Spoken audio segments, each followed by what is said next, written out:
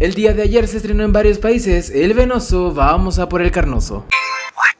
Ya en serio, se estrenó la tan esperada secuela de Venom titulada Let There Be Carnage o Carnage Liberado o Habrá Matanza. En fin, en donde seguimos con las aventuras del simbionte Venom y de Eddie Brock, quienes tendrán que enfrentarse a Carnage, el alter ego de un asesino en serie de nombre Cletus Kasady.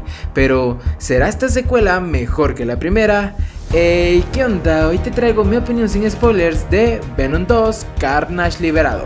Comencemos.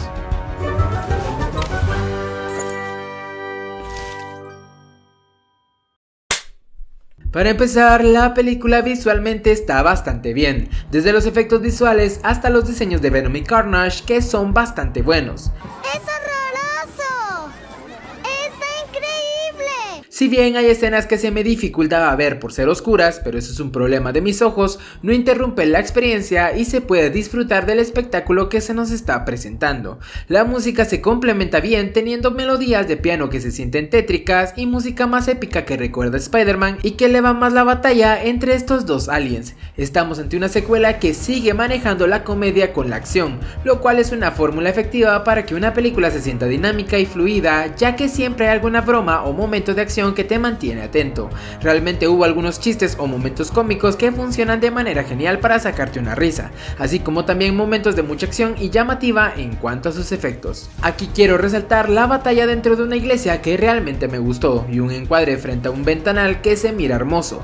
Creo que los momentos de Carnage están bien manejados, aunque la clasificación PG-13 le quitó una tremenda fuerza a este villano, porque realmente no se siente como una amenaza. Se agradece que Carnage esté bien diseñado, pero me quedó a deber en cuanto a violencia. A mi gusto, una clasificación R hubiese quedado mejor para poder mostrar lo sanguinario de este simbionte. Digo, al llamarse Carnage uno espera ver de todo, pero al final tienes muertes fuera de escena, sin sangre o solo ahorcamientos, lo que le resta una gran parte del miedo que Carnage puede llegar a infundir. En cuanto a la interpretación de Woody Harrelson como Cletus, no tengo mucho que agregar, es decir, está bien pero no es nada espectacular. Ojo, esto no quiere decir que sea un mal actor, únicamente creo que otro punto negativo es la duración de 1 hora y media, ya que no permitió desarrollarlo mejor para que pudiéramos conocer a fondo su personalidad, por lo que al final puede decirse que se siente desaprovechado y como dije antes, la fórmula de acción y comedia hace que se sienta fluida, sintiéndose así que todo pasa muy rápido. Volviendo a Venom y Eddie, es lo mejor de la cinta, la química en la relación de estos dos es disfrutable y muy divertida, con Tom Hardy dando nuevamente una interpretación acertada que permite conectar con él y su simbionte. En Venom teníamos la aceptación de vivir con este alienígena y en esta segunda parte el cómo se adapta a una vida junto a él, tratando de lidiar con la personalidad de Venom, aunque he de decir que Venom no se siente como un antihéroe o villano, sino que pareciera ser un estilo de héroe rechazado.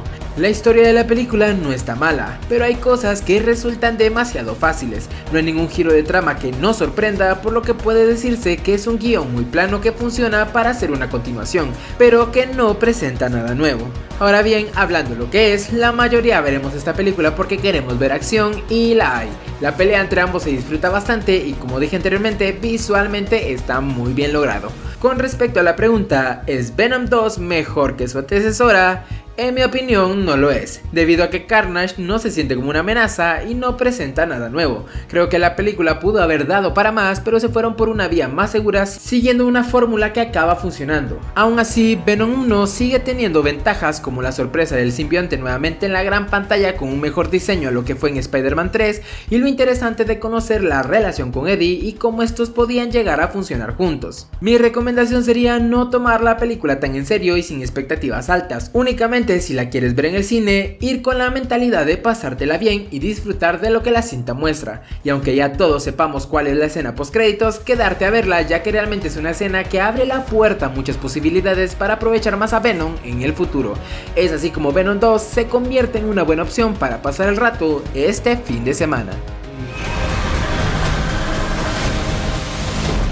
Like family.